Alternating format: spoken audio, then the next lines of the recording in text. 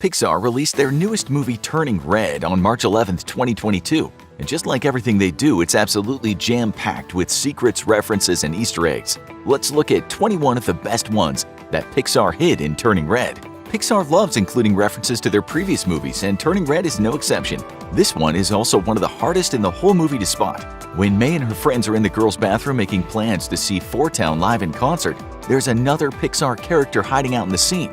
It's hard to spot, but if you look closely, you'll see Nemo, or at least a sticker that just so happens to look suspiciously like everyone's favorite clownfish. And there's a lot more hidden Pixar references too. There's not one, but two references to the next Pixar film. The first is a little easier to spot, but that doesn't mean that most viewers didn't miss it the first time, as May goes gaga over a boy. Just like her, you were probably distracted by his perfect hair flip. But if you weren't, you might have noticed that he's wearing a green t-shirt with the word escapula on it. Escapula, which means scapula or shoulder blade in English, is the punk rock trio that appeared in the Battle of the Bands scene in Coco. This next is incredibly obscure, but you might have noticed if you really know your Coco details. Look in the background when May is running through the streets of Toronto after turning into a red panda at school. When she runs into a couple that's walking down the street and scares them, there's colorful pieces of paper hung on strings. These are called papel picado, which translates to punched or perforated paper in English. These are traditional decorations in Mexico that were also featured heavily in Coco during the Dia de los Muertos celebrations. The next Pixar reference is probably the most hidden of all though.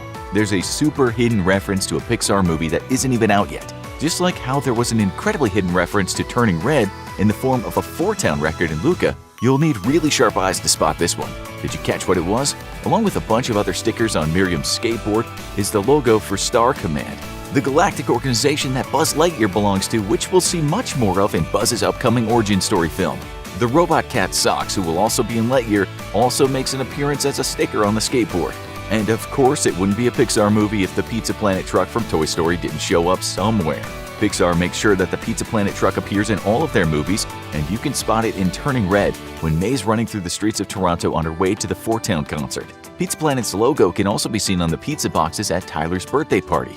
Speaking of when May is rushing to get to the Four Town concert, look at the pose she takes when she finally embraces her inner red panda and decides to keep her transformation power. She leaps into the night sky where she's framed in slow motion against the moon. Does her very specific pose remind you of anything? It probably does if you're an anime fan, since it's a direct reference to many anime characters, including Sailor Moon, another seemingly average schoolgirl who possesses magical powers. And Turning Red has more direct homages to other famous media. Take Four Town, the boy band that May and her friends are obsessed with, for example. When they perform at the Sky Dome, which is also a real place in Toronto, by the way, though it's now known as the Rogers Centre, each member of the band is wearing their own take on an all-white outfit. This is exactly the same style that a real boy band used. Who is Four Town mimicking? It's the Backstreet Boys in their 1999 video for I Want It That Way. And you almost definitely missed another detail at the Four Town concert too. There's a great reveal in the movie that just like May and her friends, Tyler is also a huge Four Town fan. But he's not the only person who has been a secret Four Town supporter for the whole time. You only get a brief glimpse, but look who can be seen in the crowd. That's right, it's May's very own merman crush, Devin. And not only is he attending the concert, but he's also so excited that he's brought his disposable camera to snap a couple of photos. Cameras on phones weren't quite as mainstream in 2002 when the movie takes place. Once things really start going nuts at the concert, not because of the music, but because of May's mom rampaging in her giant red panda form, there are some of the hardest to spot Easter eggs in the whole movie. Pixar includes a reference in all of their films to A113, which is the number of a room at the California Institute of the Arts where many of their animators went to school. Turning Red has not one but two incredibly hard-to-spot instances of this Easter egg, the first being on the line shocker Dad's pushing during the ritual, and the second coming after the credits, when we see a pair of Four Town tickets that also have an A113 reference on them. Pixar's short films are sometimes just as memorable as the longer movies, but they often come before, and Pixar made sure to include some references to them as well. This first one makes perfect sense to show up in Turning Red, since it has a very direct connection to the film. Look in the background when May's getting off the bus and see if you recognize anything. This one is tough since it's hidden among a bunch of other signs, but there's one that says bow. If you don't remember it, think back to The Incredibles 2 and the short that was shown before it. That's right, the short was of course Bao and tells the story of a steamed bun that comes to life. Both Bao and Turning Red were written and directed by the same person, and the sign even uses the same font as the title in the film. And the steamed buns known as Bao show up a few minutes later too, when May helps her parents prepare a fresh batch. Bao are clearly very close to the writer-director Domi Shi's heart. But Bao isn't the only short that gets a reference in Turning Red. Just like most of us were in the late 90s and early 2000s, Mei is obsessed with her Tamagotchi-like digital pet. She even hangs it on her desk right where she can see it as she does her homework. But what gets a position of importance right next to her treasured possession? A ball of yarn with eyes? Well, that's not just any ball of yarn with eyes. That's Pearl from the 2018 Pixar short of the same name. And it appears that Mei is a fan of a lot of different Pixar shorts, since later, when she tries to hide from her mom what she's been working on, we get a glimpse at the back of her notebook. Along with a couple of other stickers is a very specific bunny. Do you recognize this one? It's the cute little bunny from the 2020 Pixar short Burrow. Burrow tells the story of a rabbit who's trying to build the perfect home but keeps accidentally digging into other bunnies' burrows, which causes her to become very embarrassed. A character dealing with embarrassing situations as they try to achieve their dreams? I wonder why Mei relates to this character so much. And it's not just Pixar films that Mei seems to be a fan of. Watch as Mei and her friend Priya share an elaborate handshake at school. Does it seem familiar? What if I asked if it felt fresh? That's right, it's a reference to the handshake that Will Smith and DJ Jazzy Jeff would perform on The Fresh Prince of Bel-Air. Did you spot Pixar's famous ball in Turning Red? The one that Luxo the lamp likes to play with during the Pixar title screen? It's appeared in just about every Pixar film, and this one is no exception. You only get a brief glimpse of it, but look at the pool in Tyler's birthday party and you'll spot it floating near the diving board.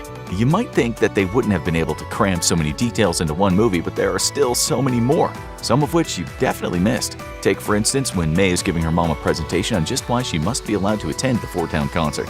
Not only is it clearly an extremely elaborate and well-planned presentation, which fits perfectly with Mei's overachieving character, complete with comparisons of the boy band to famous classical musicians like Mozart and Beethoven, but did you notice anything special about Mei's costume? Don't allow yourself to be distracted by the sparklers, because she puts on one very special article of clothing to help seal the deal. That's right, Mei is wearing the same green blazer that her mom sports throughout the movie. After all, you know what they say, imitation is the sincerest form of flattery, and there's other incredible details you likely missed in the film too. Like when Mei is confined to her room after her parents learn that she's grown into her red panda power. It might seem cruel that they've taken all of her possessions out of her bedroom, leaving only a mattress on the floor, but you can see that it's for a good reason. If you look at the floors, wall, and door, you'll see that they're covered in scratches and paw prints, further showing that Mei can't yet be trusted to control herself when she turns into a magical animal. Even the window blinds and curtains have been damaged. Nothing safe, apparently. Another detail that probably was missed comes courtesy of Mei's grandmother, who, after spotting the 4s that are being projected into the sky from the Four-Town concert, comments that 4 is the worst number. It might seem completely random to have a least favorite number, but in Chinese culture some people believe that the number 4 is unlucky. That's because when speaking Cantonese, the number 4 is pronounced very similarly to the word death. This connection has made some people actually afraid of the number, and some Chinese buildings will even omit the 4th floor, jumping straight from 3rd to 5th. Just like how some buildings in the United States will choose not to have a 13th floor. And there's more details at the temple when they're having dinner. Like with the red panda statues outside, as Mei enters the temple for the first time in the movie, she greets each of the panda statues, giving one a high five and one a belly rub. She also calls out their name, Bart and Lisa, a clear nod to Bart and Lisa Simpson. But there's more secrets hidden in the temple. Take another look at the cats, who look to be living a very comfortable life inside the walls. Do they look familiar to you? Cast your mind all the way across the world, not to China but to Italy. That's right, if you're a fan of Luca, then you might have thought that those cats bear a striking resemblance to Massimo's cat Machiavelli. Their fur might be a little longer and their coloring is different from their Italian feline counterpart, but their design is clearly meant to be the same. Perhaps those gatos are from the same familia. And you might think it's random, but Mei's mom's license plate is one of the most important details in the whole movie. The license plate spells out the word systems and is meant to honor the systems team at Pixar, who thanks to their hard work allowed the animators and other crew on Turning Red to continue working on the film from their own homes. I hope you liked the video and found some things you missed the first time in Turning Red. Make sure you subscribe to Movie Logic for more daily movie facts, trivia, and Easter eggs.